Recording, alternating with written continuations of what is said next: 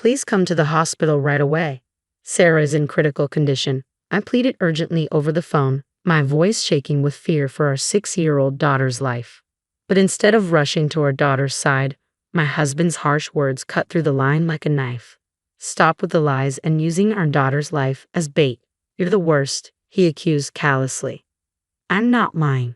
Please believe me, I cried out desperately, met only with a dismissive click of the tongue and his cold promise to have one more drink before considering coming back. By the time I get there, Sarah will probably be fine. Stop bothering me, he spat before hanging up abruptly. I crumpled against the hospital corridor wall, my strength failing as I whispered, Sarah. My name is Holly, and I'm 31 years old. 6 years ago, I married John, who was 42 at the time, after meeting him at work where he was my boss. His competence, fairness, and charm won me over, and after confessing my feelings, we began dating. A year later, he proposed, and I remember tears of joy streaming down my face. Shortly after our wedding, I discovered I was pregnant. We're going to be amazing parents, I remember saying, filled with genuine happiness at the prospect of building a family with the man I admired.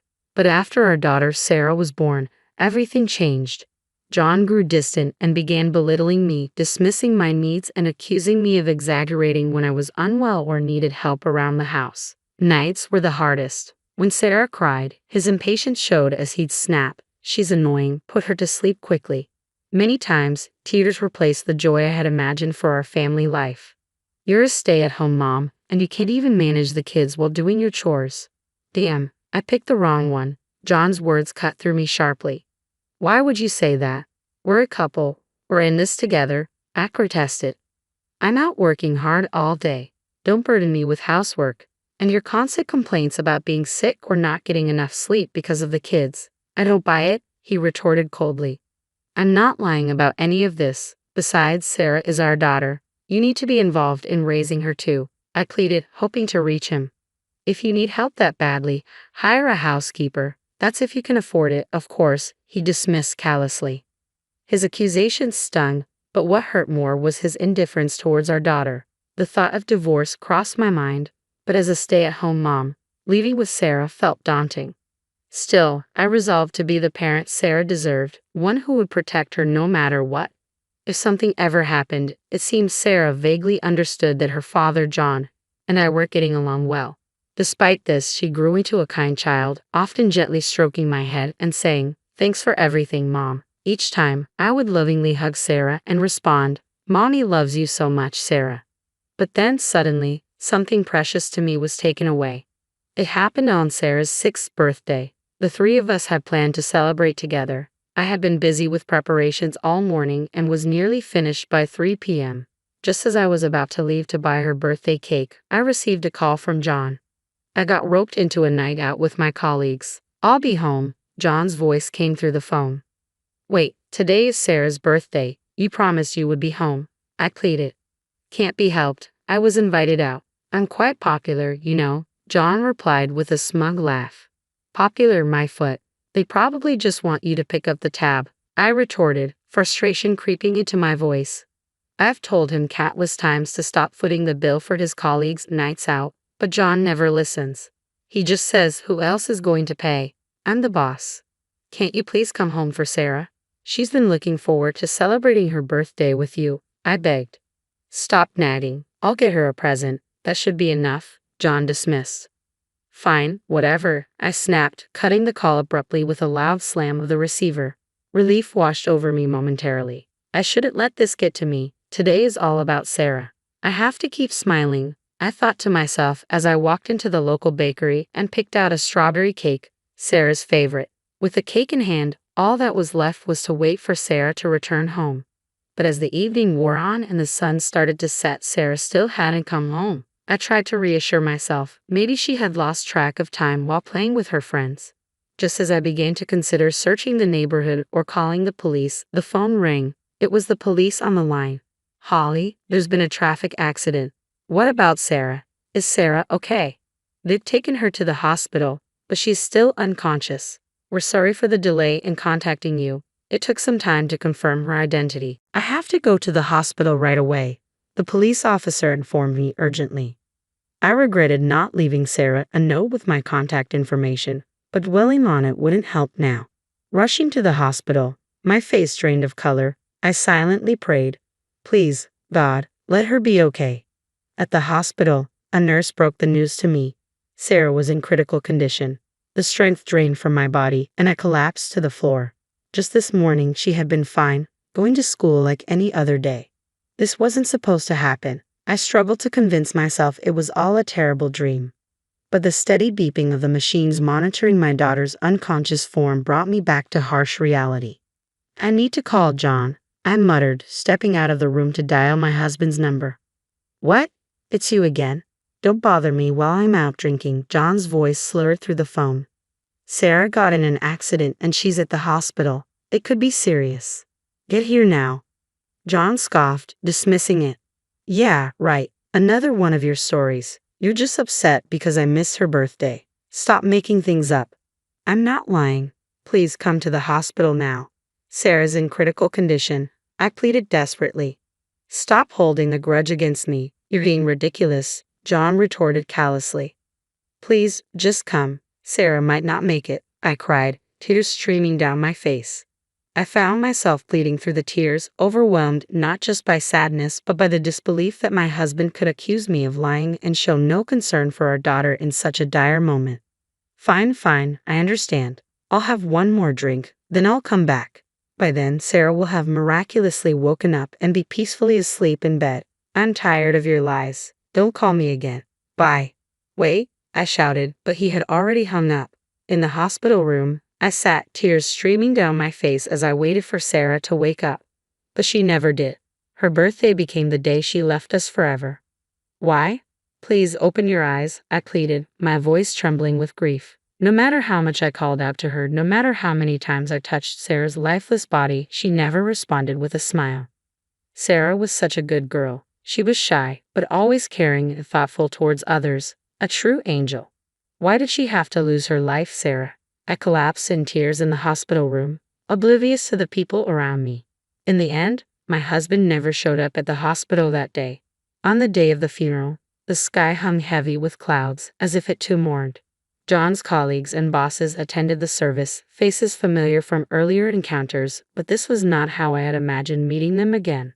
Throughout the day, my friends took turns consoling John and me, though approaching me was difficult in my weakened state. Each time someone spoke to John, he put on a dramatic show of tears, lamenting, "I can't believe Sarah's gone," and then shifting blame with, "If my wife had called me sooner that day, maybe I could have seen her while she was still alive. You're the one who accused me of lying and didn't bring me home. You're not even crying for real," I observed quietly, numb to any anger toward him. All I wanted was to bid Sarah a peaceful farewell with all my heart. As the funeral approached its conclusion, John leaned in and whispered to me, "All right, now it's time for us to get divorced. You'll finally be free." Taken aback by his sudden statement, I glared at him, biting my lip, but he quickly excused himself to smoke outside. Amidst the whirlpool of emotions as I continued to express gratitude to the attendees, a woman approached me. "Holly, my deepest condolences. I never imagined something like this would happen," said Kay, a colleague of John's and my closest friend from my office days. She came close and gently rubbed my shoulder.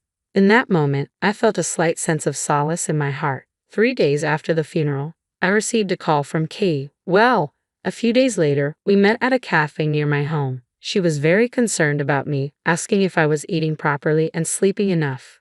Her caring gesture meant the world to me. To be honest, I hate being the bearer of bad news, but on the day Holly had that accident, I was with John and some colleagues, and I saw when Sean picked up your call. "Is that so?" I replied, urging him to continue. "You should have pushed him harder to go to the hospital. I blame myself for not being more insistent." "You don't need to apologize, Kay. I know you encouraged him to go, and that means a lot." "Okay, I'm sorry." And I was hesitant to bring this up, but Kay also mentioned John's recent behavior. She suspects he might be having an affair with a young colleague named Lee at work. After everyone left that night, it seems he was alone with Lee. I hate to say it, but there have been rumors at the office about John and Lee. People think they might be having an affair. I see. The realization that I was the only one unaware of this, manipulated by John, filled me with anger. Okay, there's something I want to ask you. Yeah. You want to gather evidence of John's infidelity, right? I'll help. Okay. My longtime friend from my office days already knew what I needed. With case support, I resolved to gather evidence of my husband's affair at work. A week later, Kate provided more details about John's affair. She revealed that John and his mistress openly flirted at work, often leaving together after hours and disappearing into a hotel district. Kate had followed them, capturing photos and videos of their encounters. Thank you for all of this, Kate, I said, struggling to hold back tears as I forced a smile at her words of concern. Holly, are you okay? If there's anything else I can do to help, just let me know. That night, I confronted my husband with signed divorce papers. Let's get a divorce, please, I told him firmly. Lucky me. I wanted to break up with you too, he replied callously. So, I'm asking for $30,000 in compensation from both of you. What? That's too much just for a divorce, he protested. You're all about money, John retorted defensively. I also know about your affair and I have solid proof. I showed him the photos and videos of him with Lee that Kay had captured. There was a brief moment of shock on his face before he regained his composure and glared at me. Very clever. You're quite the intimidating woman. Anyone can doctor photos these days. Which detective agency did you hire? He scoffed. I anticipated you'd say that. Just then, Kay walked in from the adjacent room. Concerned for my well-being, she insisted on staying close by and had been waiting there. My husband was visibly startled by her unexpected presence. These photos and videos are genuine. I took them myself, Kay affirmed firmly. You're the absolute worst. Our daughter has passed away, and you're cheating too. If you don't confess, I'll report it to our boss. Please don't do that.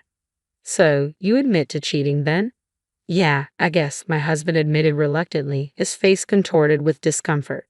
All right, so we're getting divorced. Make sure you pay me alimony. Despite admitting to the affair, John still refused to pay alimony. If you're going to be this stubborn, I'll consult a lawyer. Do you, a housewife, even have the money to hire a lawyer? I've been working online all this time, saving up to support Sarah on my own in case we ever got divorced. I intended to use that money for her, but now I'll use it against you. Until now, John had looked down on me. Even when I confronted him with proof of his affair, he appeared unfazed. But suddenly, panic crept into his expression. Wait, hold on. This is some kind of joke, right? Huh? If you think this is a joke, try me. I won't settle for a half-hearted agreement, I stated coldly. At my firm words, John dropped to his knees, pleading desperately. I only started seeing Lee because she made advances towards me. It's not my fault, he began, offering excuses. I can't afford to pay alimony. Please reconsider. He bowed his head to the floor, tears streaming down his face. Yeah, and I'm sure those tears are just for show. Goodbye, I said, brushing off my husband as I grabbed the Boston bag I had packed and left home with Kay. Later, I hired a lawyer and successfully filed for divorce and damages. I managed to secure $25,000 in damages from Lee as well. John lost his family, his money, and was promptly dumped by Lee. Who said I'd only dated you because you had money? Lee retorted. I never expected things to end up like this, John lamented. And when our affair at the office was exposed, we were called in by the CEO, and as Kay told me, transferred to different rural areas.